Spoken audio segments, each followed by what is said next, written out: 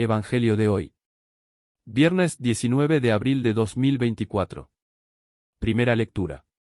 Lectura del libro de los Hechos de los Apóstoles, capítulo 9, versículos del 1 al 20. En aquellos días, Saulo, respirando todavía amenazas de muerte contra los discípulos del Señor, se presentó al sumo sacerdote y le pidió cartas para las sinagogas de Damasco, autorizándolo a traerse encadenados a Jerusalén a los que descubriese que pertenecían al camino, hombres y mujeres. Mientras caminaba, cuando ya estaba cerca de Damasco, de repente una luz celestial lo envolvió con su resplandor. Cayó a tierra y oyó una voz que le decía: Saulo, Saulo, ¿por qué me persigues?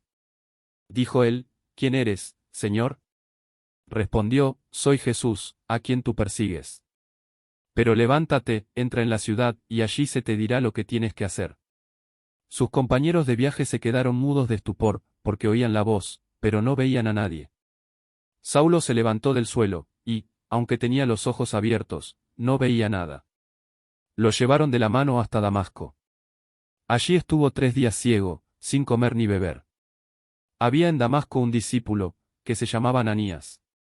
El Señor lo llamó en una visión: Ananías.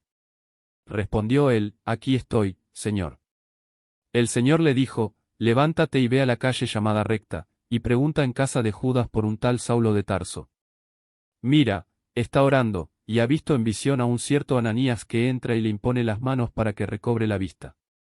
Ananías contestó: Señor, he oído a muchos hablar de ese individuo y del daño que ha hecho a tus santos en Jerusalén, y que aquí tiene autorización de los sumos sacerdotes para llevarse presos a todos los que invocan tu nombre. El Señor le dijo: Anda, ve, que ese hombre es un instrumento elegido por mí para llevar mi nombre a pueblos y reyes, y a los hijos de Israel.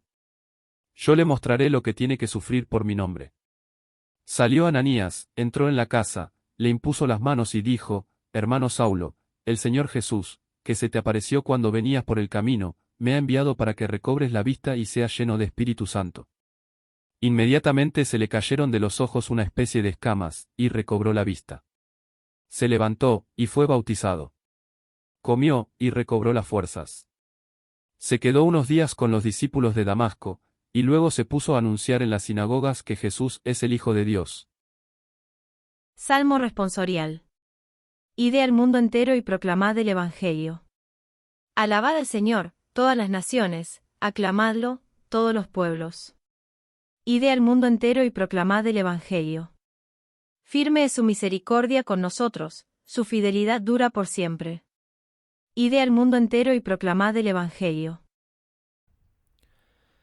Lectura del Santo Evangelio según San Juan. En aquel tiempo los judíos se pusieron a discutir entre sí y decían: ¿Cómo puede éste darnos a comer su carne? Jesús les dijo: en verdad os digo, si no coméis la carne del Hijo del Hombre y no bebéis su sangre, no tenéis vida en vosotros. El que come mi carne y bebe mi sangre tiene vida eterna, y yo lo resucitaré el último día. Porque mi carne es verdadera comida, y mi sangre es verdadera bebida. El que come mi carne y bebe mi sangre permanece en mí y yo en él. Lo mismo que el Padre que vive me ha enviado y yo vivo por el Padre, también el que me coma vivirá por mí. Este es el pan que ha bajado del cielo, no como el que comieron vuestros padres y murieron. El que coma de este pan vivirá para siempre. Esto lo dijo enseñando en la sinagoga en Cafarnaúm. Palabra del Señor, gloria a ti, Señor Jesús. En el capítulo 6 del Evangelio según San Juan, encontramos el llamado discurso del pan de vida. Cristo nos habla en términos eucarísticos muy claros. Al principio sus oyentes entraban en conflicto con la identidad de Cristo. ¿Cómo dice éste que ha bajado del cielo? Ahora su conflicto es eucarístico. ¿Cómo puede darnos a comer su cuerpo y su sangre? Y es que el misterio de la Eucaristía está íntimamente unido al misterio de Cristo. El Señor quiere no solo que creamos en Él, sino que le creamos a Él, que creamos en sus palabras. En verdad os digo, si no coméis la carne del Hijo del Hombre y no bebéis su sangre, no tenéis vida en vosotros. Quizá nos podría parecer redundante cuando el Señor usa en algunas ocasiones la expresión en verdad os digo. Sin embargo, Jesús la utiliza porque quiere decirnos que a continuación va a expresar una verdad fundamental, tan importante, que no puede pasar desapercibida. ¿Y cuáles son estas verdades tan importantes que el Señor nos quiere decir? Son 3 efectos fundamentales que nos vienen de la Eucaristía. El primero, el que come mi carne y bebe mi sangre tiene vida eterna, y yo lo resucitaré el último día. Segundo, el que come mi carne y bebe mi sangre permanece en mí y yo en él.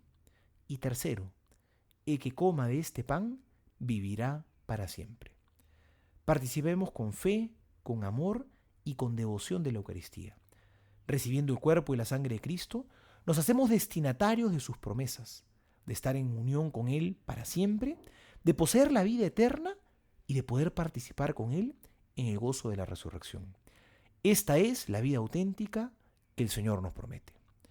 Soy el Padre Juan José Paniagua y les doy a todos mi bendición en el nombre del Padre y del Hijo y del Espíritu Santo. Amén. Yo creo que hoy es un buen día para hacer una de esas que yo llamo preguntas de niño. Y la pregunta de niño en esta ocasión tiene que ver con la conversión de San Pablo, es decir, lo que aparece en la primera lectura de los Hechos de los Apóstoles, primera lectura de la misa de hoy. Es el capítulo 9 de Hechos de los Apóstoles, un texto que vale la pena leer y volver a leer, saborear, aplicarlo en la propia vida. La pregunta de niño sería esta: si había tantos cristianos convencidos, gente que incluso en medio de la persecución estaba dando testimonio, ¿por qué Dios se fue a escoger a un enemigo? Porque en ese momento Pablo, pues antes de su conversión, era un auténtico enemigo. Es que era un enemigo de la fe cristiana. ¿Por qué Pablo se fue a escoger un enemigo? Y la respuesta será únicamente, digamos, conjetura nuestra. Esperamos que bajo la guía del Espíritu Santo, pero pura conjetura nuestra. O sea, nosotros no podemos tener una respuesta definitiva, porque para eso tendríamos que estar en la mente de Dios y en el misterio de su gracia. Y realmente nosotros no estamos adentro de la cabecita de Dios para decir por qué Dios decide una cosa o la otra. Además, el misterio de la elección divina, de algún modo, es el misterio de misterios, teniendo en cuenta todas las imperfecciones del corazón humano.